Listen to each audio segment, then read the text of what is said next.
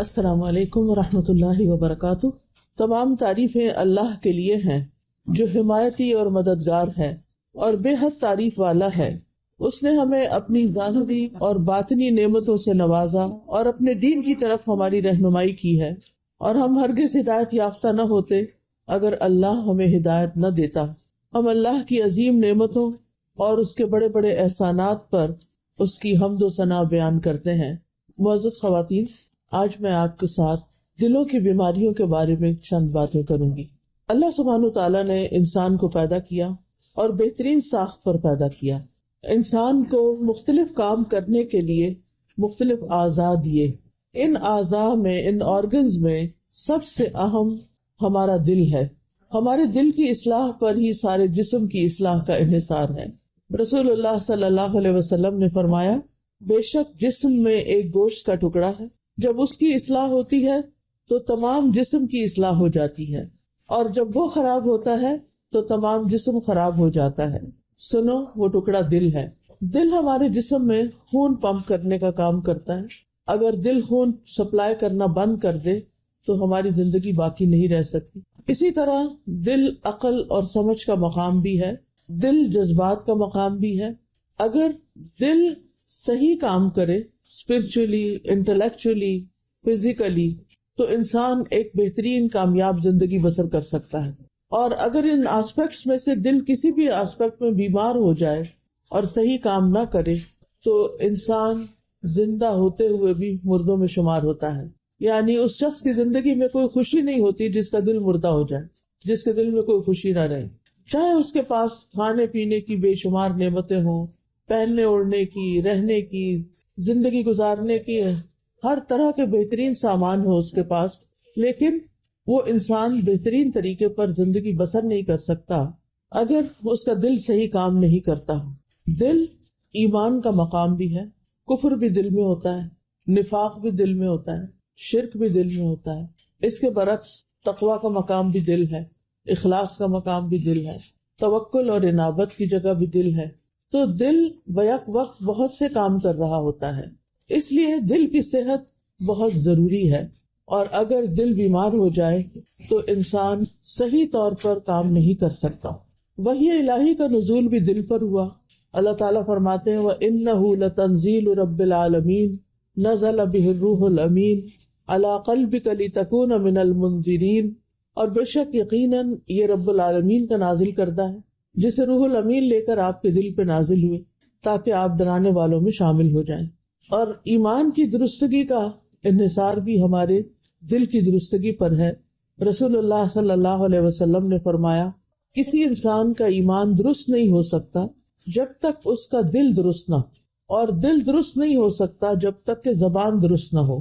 تو اس سے یہ پتہ چلتا ہے کہ دل کے بعد زبان کا ہماری زندگی میں ایک اہم کردار ہے۔ اگر ہم زبان سے اچھی باتیں نکالیں تو ان کے اچھے اثرات ہم ہی پر آتے ہیں، اور اگر ہم زبان سے بری باتیں نکالیں تو وہ بھی ہمیں ہی کو بھگتنی پڑتی ہیں۔ دل ہی کی بنا پر اللہ تعالیٰ نے بندوں کو چنا ہے۔ عبداللہ بن مسعود کہتے ہیں کہ اللہ تعالیٰ نے اپنے بندوں کے دلوں پر نظر فرمائی تو سب سے بہترین دل قلب محمد کو پایا صلی اللہ علیہ وسلم، تو انہیں اپنی رسالت کے لیے منتخب کر لیا۔ اس کے بعد جو دیکھا تو اصحاب محمد صلی اللہ علیہ وسلم کا دل تمام انسانوں میں سے بہترین تھا، تو انہیں اپنے حبیب، اپنے محبوب محمد صلی اللہ علیہ وسلم کا ساتھی بنا دیا، انہیں نبی کا وزیر بنا دیا۔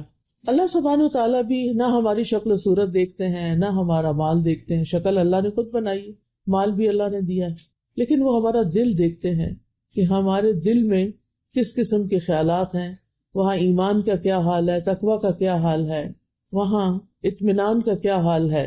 اور اگر دل بہترین ہو تو اللہ سبحانہ تعالیٰ اس نیت، اس دل کے سوچ، احساس، شوق، محبت، انس، اس کی وجہ سے پھر انسان کو نیکیوں کے بھی بہترین مواقع عطا کرتے ہیں۔ اس لیے ہمارا دشمن ابلیس بھی ہمارے دل پر ہی حملہ آور ہوتا ہے۔ ابن قیم رحمہ اللہ کہتے ہیں، جب اللہ کے دشمن ابلیس کو یہ علم ہوا کہ دل ہی پر ہر چیز کا دار و مدار ہے اور اسی پر ہر چیز کا سہارا ہے، تو اس نے وسوسوں کے ساتھ اس پر فوجوں اور لاؤ لشکر کی چڑھائی کر دی اور اس کی طرف مختلف خواہشات کو لے آیا. یعنی جتنا ہمارے جسم میں یا ہماری شخصیت کے اندر دل کی اہمیت تھی تو ابلیس نے بھی اسی کو ٹارگٹ کیا. ابلیس ہاتھوں میں نہیں آتا، ابلیس پاؤں میں نہیں آتا، وہ دل میں آتا ہے، دل کو کنٹرول کرتا ہے اور پھر ہاتھ پاؤں سارے اس کے پیچھے لگ جاتے ہیں، وہی کام کرنے لگتے ہیں جیسے پھر انسان کا دل چاہتا ہے. وہ کہتے ہیں کہ اس کے لیے صراط مستقیم سے روکنے والے اقوال اور اعمال مزین کیے. یعنی دل کے اندر چونکہ جذبات بھی ہیں، خیالات بھی ہیں، احساسات بھی ہیں، لہذا ابلیس نے انسان کے لیے ایسے خیالات، ایسے جذبات، ایسے احساسات کو مزین کر دیا، خوبصورت بنا دیا کہ جو انسان کو سیدھے رستے سے روک دے، اور گمراہی کے ایسے اسباب کے ساتھ مدد دی جو توفیق کے اسباب کو کاٹ دیتے ہیں. تو بات یہ ہے کہ اگر دل شیطان کے قبضے میں آ جائے تو پھر انسان کے لیے ہدایت پانا مشکل ہو جاتا ہے، کیونکہ دل ہی نیکی اور بدی کو پہچاننے کا آلہ ہے. اور اگر شیطان اپنے وسوسوں کے ذریعے اس پہچان کو دھندلا کر دے تو پھر انسان کے لیے صحیح رستے کا انتخاب مشکل ہو جاتا ہے. وابسہ کہتے ہیں میں رسول اللہ صلی اللہ علیہ وسلم کے پاس آیا تو آپ نے فرمایا تم نیکی کے بارے میں پوچھنے آئے ہو؟ میں نے کہا جی ہاں. تو آپ نے فرمایا اپنے دل سے پوچھو. نیکی وہ ہے جس سے تمہارا نفس مطمئن ہو، دل مطمئن ہو، اور گناہ وہ ہے جو تمہارے دل میں کھٹکے تمہارا سینہ اس کے بارے میں متردد ہو، چاہے لوگ تمہیں فتویٰ دیں اور بار بار فتویٰ دیں کہ تم یہ کام کر سکتے ہو، لیکن انسان کا دل جو ہے وہ زیادہ بڑا گواہ ہوتا ہے. اس لیے دل کا صاف ہونا، نیکی کو نیکی کے طور پہ پہچاننا، برائی کو برائی سمجھنا، یہ نہایت ضروری ہے. اگر دل کا آئینہ کرسٹل کلیئر نہیں ہوگا، دھندلا جائے گا، تو نیکی کی پہچان بھی مشکل ہو جائے گی. ہو سکتا ہے کہ آپ نیکی کو نیکی ہی نہ سمجھیں اور برائی کو یا مشکوک معاملات کو نیکی سمجھ کے کر لیں. ان سب باتوں کے ساتھ یہ بھی یاد رکھنا چاہیے کہ بندوں کے دل اللہ کے ہاتھ میں ہے، دو انگلیوں کے درمیان ہے، وہ جدھر چاہے ان کو موڑ سکتا ہے. اس لیے ہمیشہ اللہ تعالیٰ سے دل کی درستگی کی دعا کرتے رہنا چاہیے. اور ربنا لا تزغ قلوبنا بعد اذ ہدیتنا، اللہ تو ہمارے دلوں کو ٹیڑھا نہ کرنا، ہی ہمارے گناہوں کی وجہ سے ہمارے دلوں کو ٹیڑھا نہ کر دینا، اس کے بعد کہ تو نے ہمیں ہدایت دی، ہمیں ہدایت کی محبت دی، ہدایت کا شوق دیا، ہدایت کی پہچان دی، ہدایت پہ چلنا ہمارے لیے آسان کیا. تو اس لیے اللہ سبحانہ تعالیٰ کے ساتھ تعلق قائم کرنا بھی بڑا ضروری ہے اس دل کی اصلاح کے لیے. دل کی ایک خصوصیت اور بھی ہے کہ یہ دل بہت تیزی سے بدلتا رہتا ہے، الٹ پلٹ ہوتا رہتا ہے، اس کے اندر تبدیلی آتی رہتی ہے. لہذا اس کے اندر ثبات قائم کرنا اور استقامت لانا یہ بھی ایک مشکل کاموں میں سے ایک کام ہے کہ کسی چیز پر انسان کا دل ٹھہر جائے، اس کے اندر ایک یقین کی کیفیت پیدا ہو جائے اور انسان بھٹکنے سے بچ جائے. قرآن مجید میں اللہ تعالیٰ نے بندوں کے دلوں کی کچھ اقسام بتائی ہیں. ان میں سے ایک قلب سلیم ہے. یہ وہ دل ہے جس کو اللہ تعالیٰ نے شکوک و شبہات اور شہوات کی بیماریوں سے پاک رکھا ہے. اور اللہ نے ہمیں حکم دیا ہے کہ جب ہم اللہ تعالیٰ کے ساتھ ملاقات کریں تو اس دن ہمارا دل پاک ہونا چاہیے، قلب سلیم ہونا چاہیے، کیونکہ اللہ تعالیٰ کے ہاں کوئی اور چیز فائدہ نہیں دے گی، نہ مال نہ بیٹے جن کے پیچھے ہم بھاگتے رہتے ہیں. یوم لا ينفع مال ولا بنون الا من اتى اللہ بقلب سلیم. جس دن مال اور بیٹے کام نہیں آئیں گے مگر جو اللہ کے پاس سلامت دل کے ساتھ آیا، یعنی جو سلامت دل لے کر آیا وہ فائدے میں رہے گا. اس لیے ہمیں اپنی زندگی میں اپنے دل کے بارے میں سب سے زیادہ فکر مند ہونا چاہیے کہ اس کی سٹیٹ یا اس کی حالت کیا ہے، کیونکہ موت کے وقت دل کی جو کیفیت ہوگی اسی کے ساتھ انسان کو فوت کر لیا جائے گا، پھر وہ تبدیل نہیں ہوگی، پھر وہ قبر میں بھی اور حشر میں بھی اور دنیا کے بعد آخرت میں بھی اسی طرح رہے گا. اس لیے بہت ضروری ہے کہ ہم اپنے دل کو یعنی قلب کو قلب سلیم بنائیں. اللہ سبحانہ تعالیٰ نے ابراہیم علیہ السلام کی صفت بیان کی ہے اور اس میں فرمایا ہے کہ اذ جاء ربہ بقلب سلیم، جب وہ اپنے رب کے پاس سلامت دل کے ساتھ آیا. تو قلب سلیم کون سا دل ہوتا ہے جس کو ابراہیم علیہ السلام کی صفت بتائی گئی؟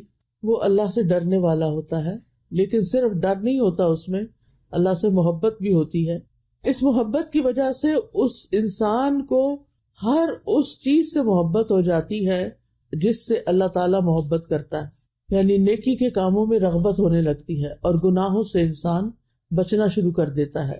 پھر اسی طرح قلب سلیم حسد، بغض، کینے وغیرہ سے بھی پاک ہوتا ہے.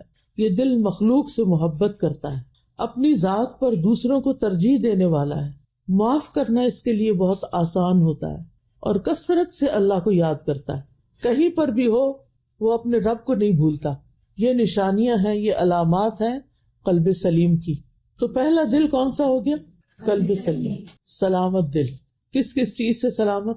حسد، بغض، کینہ سے، جی ہاں، شکوک و شبہات سے، شہوات سے، شرک سے، نفاق سے.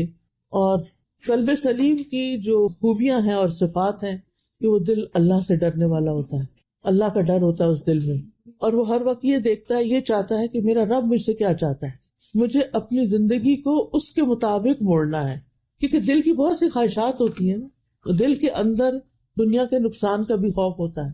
تو ہمیں اللہ سے ملاقات سے پہلے اپنے دل کو قلب سلیم بنانا ہے، کیونکہ اس دن مال اور بیٹے کام نہیں آئیں گے بلکہ قلب سلیم ہی کام آئے گا. دوسرا دل جس کا ذکر قرآن مجید میں کیا گیا ہے وہ بیمار دل ہے. بیمار، ایک انسان پرفیکٹلی ہیلدی ہو سکتا ہے فزیکلی، لیکن اس کا دل بیمار ہو سکتا ہے. اس کے بارے میں اللہ سبحانہ تعالیٰ نے خبر دی ہے قرآن مجید میں، فی قلوبہم مرض فزادہم اللہ مرضا. ان کے دلوں میں بیماری ہے اور اللہ نے ان کی بیماری کو اور بڑھا دیا ہے. اس سے یہ پتہ چلتا ہے کہ دل بیمار بھی ہوتا ہے، اور اگر دل کا علاج نہ کیا جائے تو بیماری بڑھتی بھی جاتی ہے اور بالآخر دل مردہ ہو جاتا ہے، مر جاتا ہے، سخت ہو جاتا ہے، دل میں نجاست بھر جاتی ہے. تو تیسرا دل پھر آٹومیٹیکلی کون سا ہوا؟ مردہ دل. ایک ہے قلب سلیم، صحت مند دل، سلامت دل، دوسرا ہے بیمار دل، اور تیسرا ہے مردہ دل. مردہ دل جو ہے یہ کافر کا دل ہوتا ہے، جس پر لیئرز چڑھ جاتی ہیں کفر کی، شکوک و شبہات کی، اندھیروں کی. جیسے قرآن مجید میں آتا وَقَوْلِهِمْ قُلُوبُنَا غُلْفٌ. بنی اسرائیل اسلام کیوں نہیں قبول انہوں نے کیا تھا، پروفٹ کو کیوں نہیں مانا تھا جبکہ اتنے واضح دلائل تھے؟ دل مردہ تھا، دل نے نہیں مانا. تو اللہ تعالیٰ نے ان کے گناہوں کی وجہ سے ان کے دلوں پر مہر لگا دی تھی کہ اب یہ ایمان نہیں لائیں گے. اور ایسے ہی دلوں کو سنگ دل بھی کہا گیا ہے، سخت دل، پتھر دل، کیونکہ پتھر میں جان نہیں ہوتی نا. ثم قست قلوبکم من بعد ذلک فہی کالحجارۃ او اشد قسوۃ. پھر اس کے بعد تمہارے دل بہت سخت ہو گئے، پتھروں کی طرح یا اس سے بھی زیادہ سخت، کہ جس پر نہ کسی کا رونا دھونا اثر کرتا ہے، نہ کسی کی محبت اثر کرتی ہے، نہ کسی کا سمجھانا اثر کرتا ہے. وہ انسان ایسا ہوتا ہے جیسے بالکل بلینک ہو، نہ وہ روتا ہے نہ وہ ہنستا ہے، نہ اس کو کسی کا کوئی احساس ہوتا ہے. تو یاد رکھیے دل بیمار بھی ہوتا ہے اور دل کو شفا بھی ملتی ہے. دل سخت بھی ہوتا ہے، بگڑ بھی جاتا ہے اور اس کو موت بھی آتی ہے. کبھی کسی حالت میں منتقل ہو جاتا ہے، بدلتا رہتا ہے، کبھی کسی حالت میں منتقل ہو جاتا ہے. اور یہ حالات جسمانی زندگی، جسمانی موت، جسمانی بیماری اور جسمانی شفا سے بڑھ کر ہیں. دل کی بیماریوں میں سے کچھ چیزیں جو اس کو تکلیف دیتی ہیں وہ غصہ ہے، غم ہے، اور اس سے ملتی جلتی چیزیں جو اس کو لوگوں کی طرف سے فیس کرنی پڑتی ہیں. پھر دل کے کچھ ایسے عوارض ہیں، ایسے بیماریاں ہیں دل کی جو انسان کو فتنوں میں ڈال دیتی ہیں، یعنی انسان فتنوں کا شکار ہو جاتا ہے. تو یاد رکھیے کہ دل کا مرض جو ہے وہ جسمانی امراض سے زیادہ خطرناک ہے. دل کا بیمار ہونا کس سے زیادہ خطرناک ہے؟ جسمانی بیماریوں سے. کیونکہ جسمانی بیماریوں کا اثر جسم پر لوکلی ہوتا ہے. آپ کے جسم میں درد ہے کسی جگہ تو وہ لوکلی ایک جگہ پر درد ہے. آپ کے ہاتھ سن ہو گیا تو آپ کا ہاتھ سن ہے، پاؤں میں درد ہے تو پاؤں میں درد ہے. لیکن جب دل بیمار ہوتا ہے تو پورے جسم کو کنٹرول میں لے لیتا ہے. یہ بہت بڑا فرق ہے.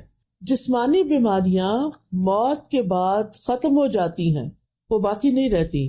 بیمار دل کے امراض موت کے بعد بھی جاری رہتے ہیں.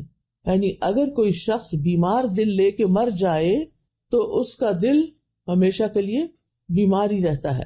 اگر کسی کو کوئی جسمانی بیماری ہے لیکن وہ شخص نیک ہے اور بیماری سے بھی اس کے گناہ معاف ہو گئے تو اب کیا ہوتا ہے؟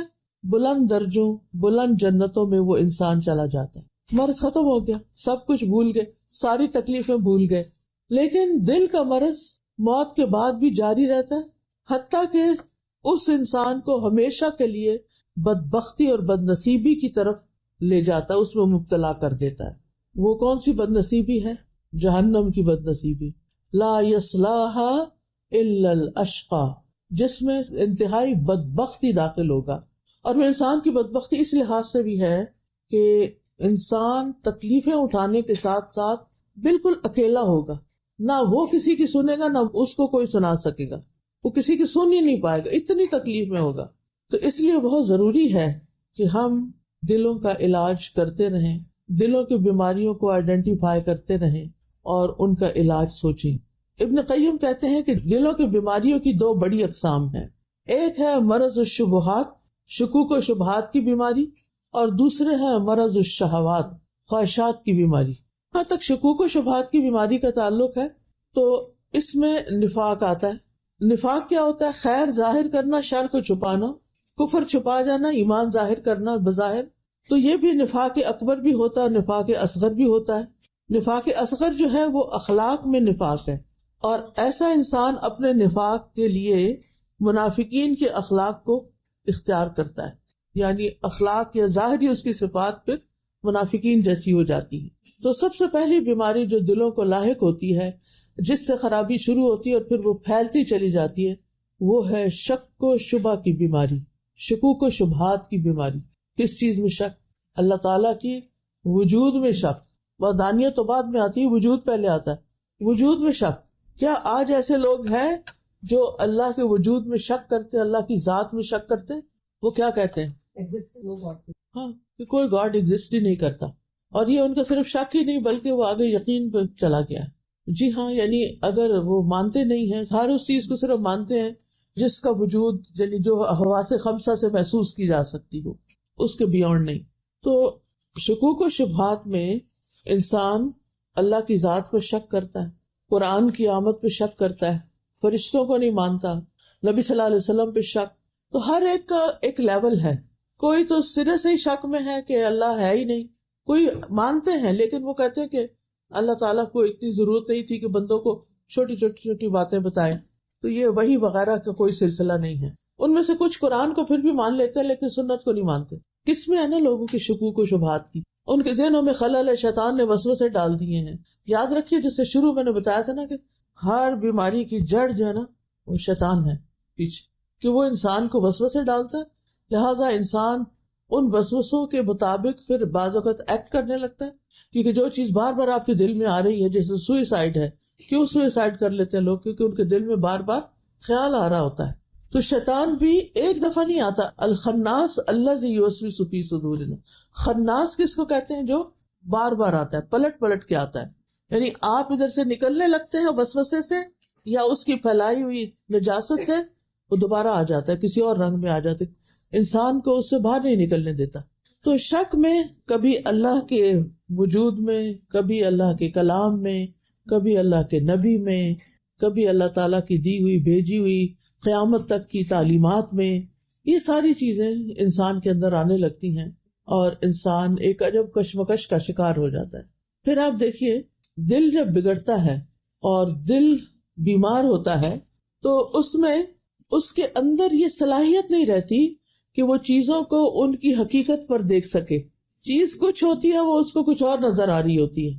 یعنی اللہ تعالیٰ کی بنائی ہوئی چیزیں جس کام کے لیے ہوتی ہیں، وہ اس کام میں نہیں ان کو لاتا بلکہ ان کو کسی اور کام میں لگا دیتا ہے۔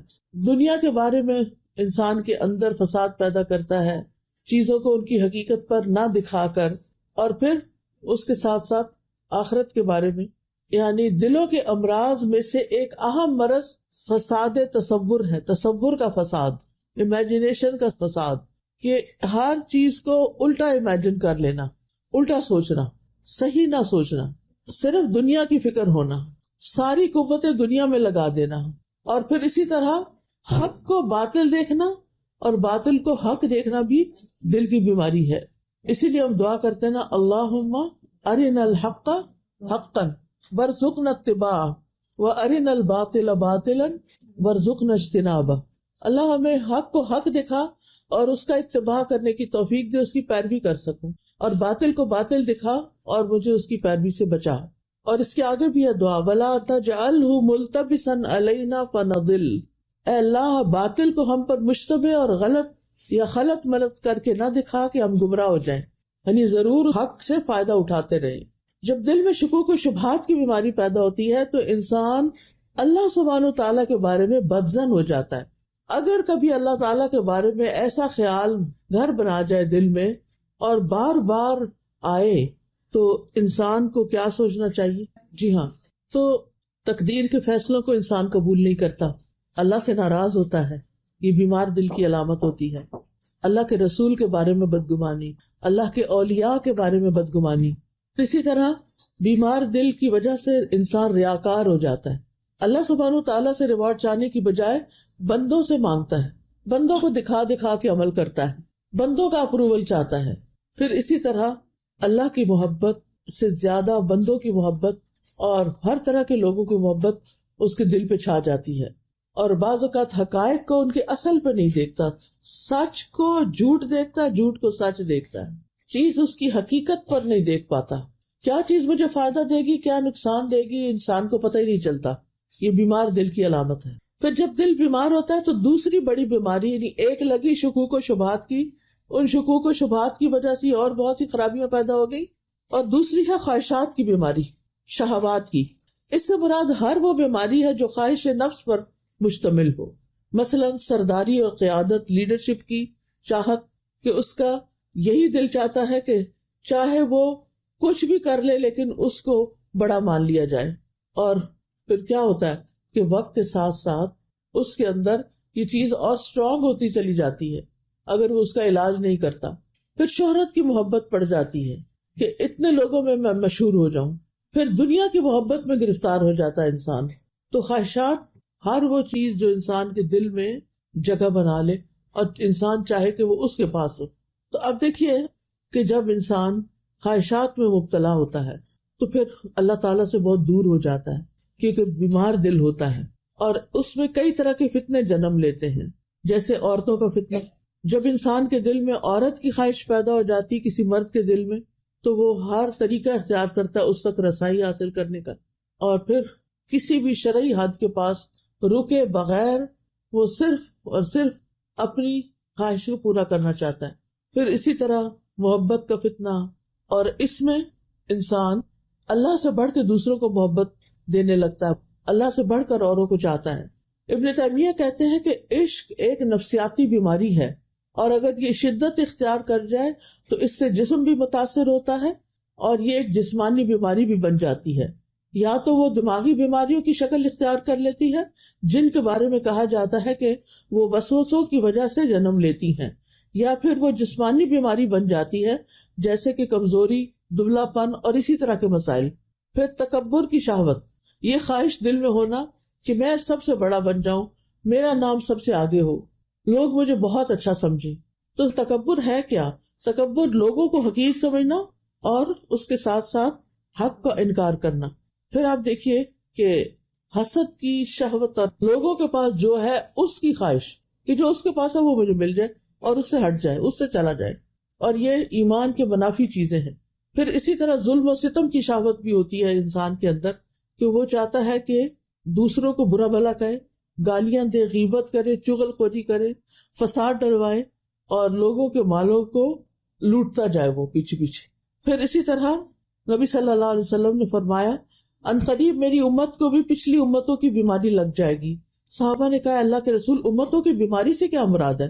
آپ نے فرمایا اترانا، تکبر کرنا، زیادہ مال جمع کرنے کی حرص رکھنا، دنیا میں فریب سے کام لینا، حسد کرنا، حتیٰ کہ بغاوت، ظلم دنیا میں عام ہو جائے۔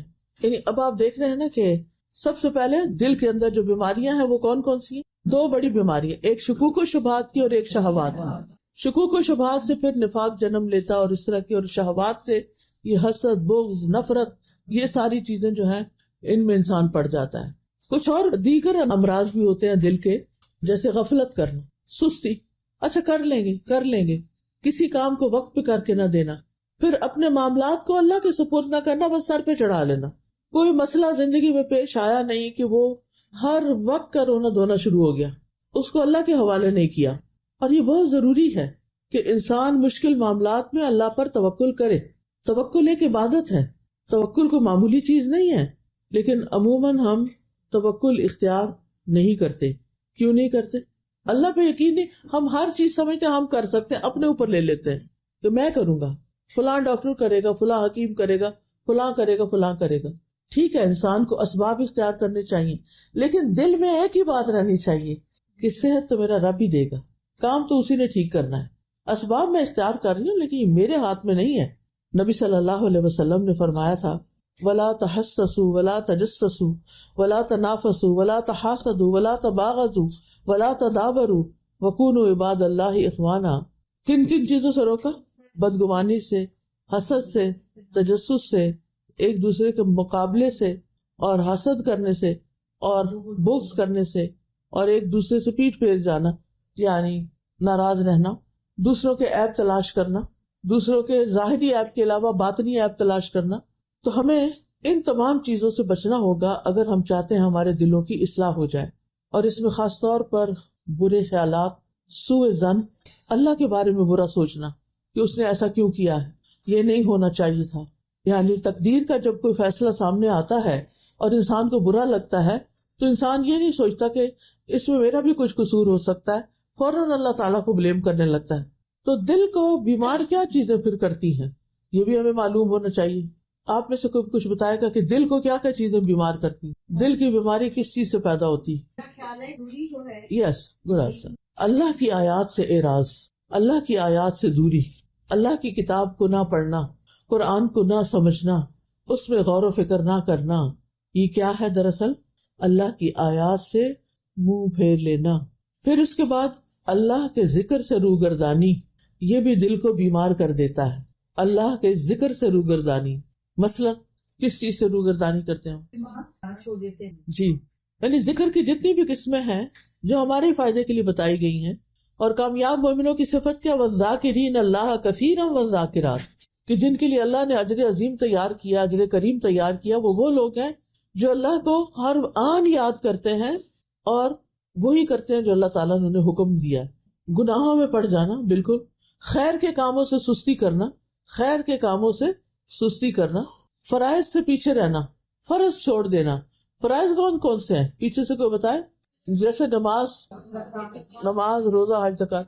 اچھا، اس میں آپ دیکھیے کہ یہاں تو الحمدللہ کے میں دیکھا ہے کہ لوگ نماز کی بہت پابندی کرتے ہیں، ڈرائیورز کو بھی پڑھتے دیکھا ہے اور دیگر بھی. یہ ایک بہت خوبی کی بات ہے، اللہ کا فضل ہے.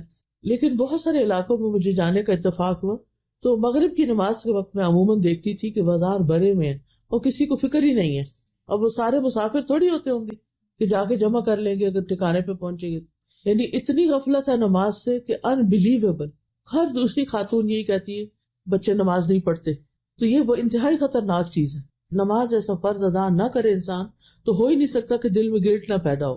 پھر اسی طرح فتنے والی جگہوں پہ جا پہنچنا، فتنے والی جگہوں پہ بیٹھنا. فتنے والی جگہ کون سی ہوتی ہیں؟ بازار اور ناچ گانے کی مجلسیں، مکس کلچر. بالکل. اب آپ دیکھیں کہ بعض اوقات ایسے قصے سننے کو آتے ہیں نا، بیوی نے شوہر کو مار ڈالا کیونکہ وہ کہیں اور شادی کرنا چاہتی تھی. مثلا اخباروں میں یہ چیزیں پڑھتے رہتے ہیں نا. کس چیز نے ایک عورت کو اتنی ہمت دے دی کہ وہ اپنے میاں کو مار ڈالے؟ اور وجہ کیا تھی؟ وہ کہیں اور کسی کے ساتھ انوالو تھی، اس سے شادی کرنا چاہتی. وہ کیوں؟ وہ ایسا کیوں ہو گیا؟ یہ فتنے میں پڑنا ہے نا. انسان کا اچھا بھلا اپنا گھر ہے، بچے ہیں، ہر زندگی کی نعمت ملی ہوئی ہے اور انسان کو وہاں اس کا دل ہی نہیں لگ رہا، اس کو چین ہی نہیں ہے اور وہ کسی اور مصیبت میں پڑ گئی ہے. تو یہ فتنے میں پڑنا ہے، اس کو کہتے ہیں فتنے میں پڑنا. اور پھر وہ خواہش اتنی شدید ہو گئی کہ حتیٰ کہ قتل تک نوبت آ گئی. تو ایک دل ہوتا ہے سفید، بالکل صاف شفاف. تو ایسے دل کو جب تک زمین و آسمان باقی ہے کوئی چیز نقصان نہیں دے سکتی. دوسرا دل جو مٹیالہ اور مٹی کے برتن کی طرح جھکا ہوا ہے، وہ نیکی کو نیکی نہیں پہچانے گا اور نہ برائی کو برائی جانے گا مگر وہ جو اس کا نفس پسند کرے. پھر دلوں کو بیمار کرنے والی اور بگاڑنے والی چیزوں میں کثرت کلام اور کثرت طعام، یہ دو چیزیں خرابی کرتی ہیں. ابن قیم کہتے ہیں دلوں کو بگاڑنے والے 5 امور ہیں. لوگوں سے بہت زیادہ گھل مل کے رہنا، یعنی ٹو مچ سوشلائزنگ. نمبر 2 خواہش پرستی، بس جو جی میں ہے وہ کر گزرے. جی چاہ رہا ہے سلیو لیس پہننے کو پہن لیا اور نکل گئے، جی چاہ رہا ہے دوپٹہ چھوڑ دیں، حجاب چھوڑ دیں، چھوڑ دیا نکل گئے. جی چاہ رہا ہے کسی خاص ماڈل کی شکل میں اپنے آپ کو ڈھالیں تو اس کے لیے دن رات ایک کر دیے. تو کہتے ہیں کہ دلوں کو کون سی چیزیں بگاڑتی ہیں؟ لوگوں سے بہت گل مل کے رہنا، خواہش پرستی، اللہ کے علاوہ کسی اور سے دلی تعلق رکھنا. کیا اس کا مطلب یہ ہے کہ اپنے ماں باپ سے، بہن بھائیوں سے، بچوں سے، عزیزوں سے انسان کو محبت نہیں ہونی چاہیے؟ جی ہاں اس میں کثرت طعام بھی آتا ہے. گھر میں کھانا پکا ہوا ہے، ایک چکر لگایا کچن کا، آج کیا پک رہا ہے، پتا چلا کہ آج تو مرضی کا کھانا نہیں ہے، فوراً آرڈر کیا، ہوم ڈیلیوری. کھانا بس وہ ہے جو خواہش ہے، خواہش پوری کرنے کے لیے، نیوٹریشن کے لیے نہیں، صحت کے لیے نہیں، ضرورت کے لیے نہیں، صرف ٹیسٹ کے لیے. اور وہ ٹیسٹ لینا جو ہے وہ کیا ہے؟ دراصل خواہش پرستی ہے.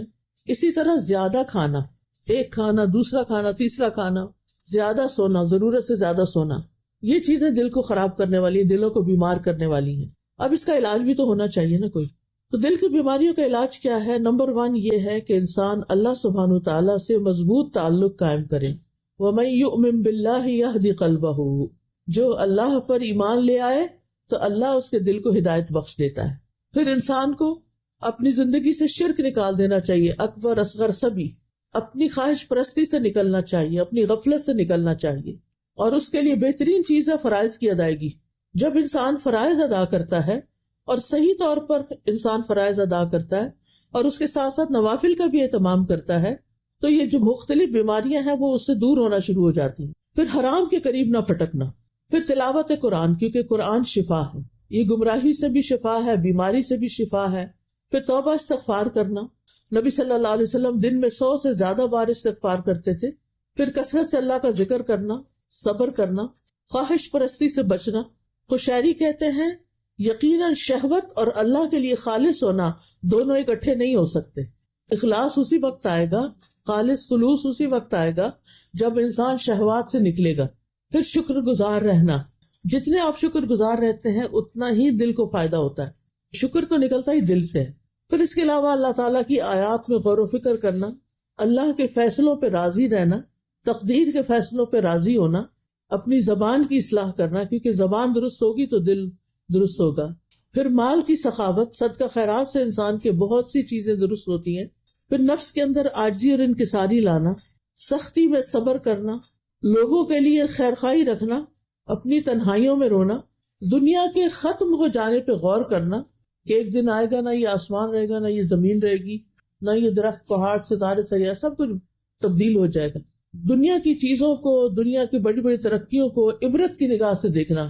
اور اس میں آپ دیکھیے کہ اگر انسان کو اللہ تعالیٰ ایسی نگاہ دے دینا تو یہ دل کی اصلاح کا کام بہت آسان ہو جاتا ہے، اور دلوں میں پھر کینہ اور حسد وغیرہ بھی نہیں پلتا.